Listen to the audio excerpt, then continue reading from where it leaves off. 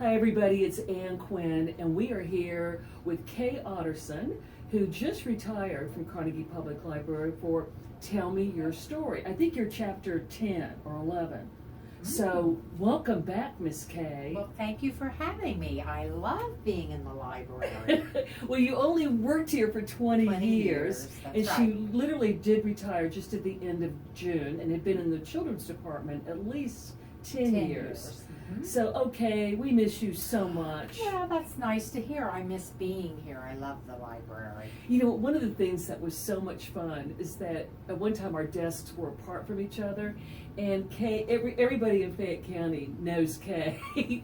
And so as people would come in, they go, "Hey Kay, how are you?" And she knew everybody's name. She knew what year she had them in high school. I would tease her and say, "You know everybody in Fayette County." And many of them knew you by Mrs. Black. But she could tell you, like, "Oh, that was a good student," or maybe not such a good student. So we had a blast. Good time. Didn't Yes, we? we did. Yeah, and the kids and the adults, they just adored you. So. Oh, well, thank you. Yeah. That's good to know. I enjoyed my time here. I know. I did. It's. I tell you what, Kay. It's honest. It's hard to get used to you not being here. Yeah, I create fun. She's very memorable. Let's just say there were a lot of laughs and a lot of fun. Laughter. Okay, so tell me about, because obviously you were a English teacher for 32 years in the Miami Trade School system. So obviously, as long as I've known you, we talk about books. It's your passion. I know that you read to your daughters and your granddaughter. So what book stands out to you that's memorable either when you were a child or your kids were children or Miss Peyton? That's a hard one because there are so many. One I would recommend is Flowers for Algernon by Daniel Keyes. Okay. It's an excellent book for probably beginning 6th or 7th grade. And the lessons taught in it are memorable, and the storyline and the plot, just a good book overall to read. You know what, I have to admit, Miss Kay, I know you told me. I don't know this book. I have not read that. So I'm going to have to, because That's right. you recommended it. I do. Yeah. I do. And there are just so many others.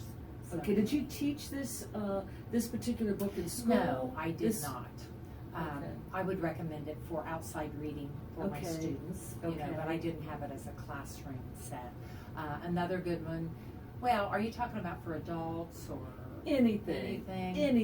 We all need good recommendations. Mm-hmm. Yeah. Well, my all-time favorite is The Scarlet Letter by Yes. Nathaniel Hawthorne. I haven't read that either. Oh my goodness, oh my goodness. But I know a lot about it because of Miss Kay. That's a difficult read, but well worth the time. Probably 16 and up could handle this. And what period of time was that written? That was in Puritan times, in New England. So I know, to make it fun, sometimes you would dress up in Puritan costume, Puritan garb. And I went as Hester Prynne, the main character, and she wore a big scarlet A on her bosom, and the kids always found that to be quite humorous. Yes. Yes. And one year at Christmas, I dressed up as the Virgin Mary. Oh my God! So I went from Hester Prynne to the Virgin Mary. Yeah. Yes, quite a span there, Kay. Right. Yes.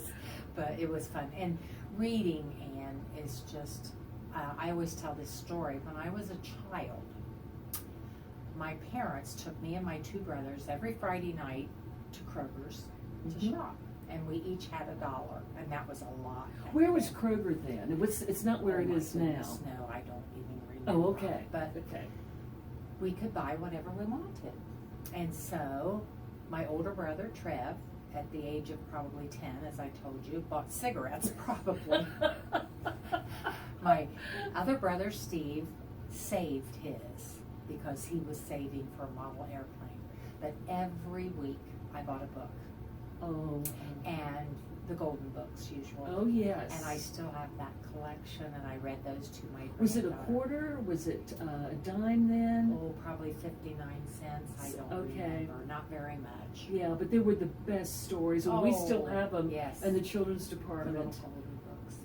And so that, and then I can remember when I was a young child, I was raised in the village of New Holland, which is very small, and had no library, but we were affiliated with the Circleville Library because half of New Holland's in Pickaway County. And so every week, the bookmobile, I would didn't come. know this. Oh, it would come to the school parking lot, and I could not wait until Wednesday morning when the bookmobile would come. I did not know this, I would take Kay. a grocery sack and fill it with books, and then take those home and read those in the summer.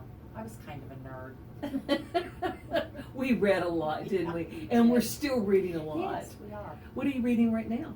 Right now, I'm reading a book called The Swan Thieves, and it's an interesting read. It's about an artist, and I've learned a lot about art. Is this part of your book club? that No, you're reading? my book club has been suspended with the COVID. Is this so- the DKG book club that you yes, were talking that I about? belong to. Yes. And they haven't been reading. Hopefully we'll pick that up again. So, what possessed you to pick this book up? Did you read a review? Did somebody tell you about it? Well, I didn't have anything at the present time, with your hours cut at the library and the way everything was going. So when I finally got back in, I just went up to the shelves and kind of looked around, and Okay. I thought that would be interesting.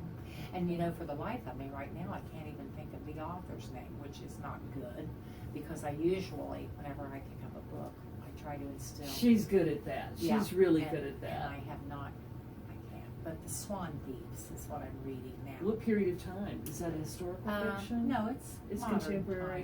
times. Okay. Yeah, and it's interesting. My granddaughter is very artistic, and so I thought, well, I could learn Okay. some things about that. You can learn from anything you read, Ann. That's true. Anything you read. That's you can true. learn. I do miss our book chats because we would come in on Monday morning and say, well, what did you read this weekend? What did you read? And then we would exchange plot summaries. Well, with one another interesting thing is, I'm not real technologically savvy. I can do and, navigate a computer and my phone, but I keep my phone with me when I read now, plugged into Wi-Fi and dictionary. Isn't it marvelous And to look it up? anytime there is a word that I encounter that I'm not familiar with, then I could just look that up, and that's fun. I like that because in the old days I would circle the word or I would have to write it down on a piece of paper and then I would go later Right, and look it up. Yeah. That is a feature that I like with Kindle books, but you can also just look it up on and you can Wi-Fi. find it in context right then. Yeah. And that's a fun thing to use Yeah. my iPhone for. I like that. And I have expanded my vocabulary from the art world amazingly with this book. Quiz me. Give me a word. Oh my goodness. See if I know, which I know nothing about the art world. I can't even think about it. Okay. But that's what I do like about Yeah. reading is you learn something new and Mhm. something different. And that's And- great. And the character development is wonderful. Okay. Wonderful. Did you have a difficult time reading in the beginning days of COVID? Because I had a difficult time in the very beginning days of just settling down to read a book. I could read magazines and newspapers. I found that I just recently had my knee replaced, and I know after the surgery I was not able to focus and read very much, and I had plenty of time to read then. Mm-hmm. But it's coming back now, and I'm able to do that, so that's a good thing.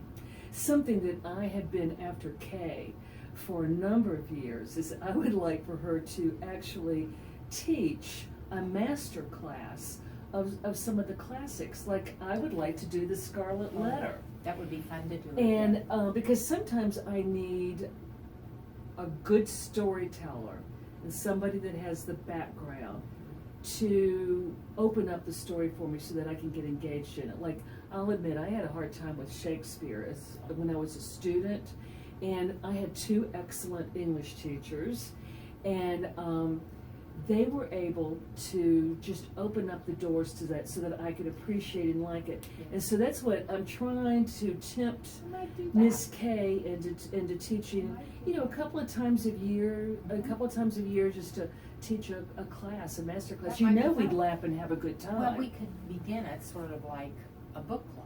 Yes. Where everybody's reading it, and then the discussion, you know, and I could direct maybe a little bit. Yes, your thoughts. because So you know we'll what, think about that. Kay, you have not, even though you've been out of the teaching profession for over 20 years, you have not lost Stop the teacher in I have you. a teacher personality. Yes, and it Yes, I still do. remains, and Yes, so I do. you think about that, Kay, I because will. I really would like you, you know, and I know a lot of people here in the community would appreciate that, and many of your former students, as long as we're not grading on it. They might come in and say, I'm going to read it this time. As long as you don't make us write a paper. Oh, no papers. I don't And we wanna don't get a any. grade. Right. I think we just would like to learn. So Well, think about that. you do Yeah. think about that. And I could contact some of my friends and say, come on in. Yeah, we might do that. Well, we're going to talk about that later. I like that. Thank you, Kay, so much for coming Oh, in you're so welcome. for Annette. another chapter. So Everybody come and visit the Carnegie Public Library and see Miss Ann. and maybe you'll see Miss Kay. You never know. Thank you. You're welcome. Bye bye.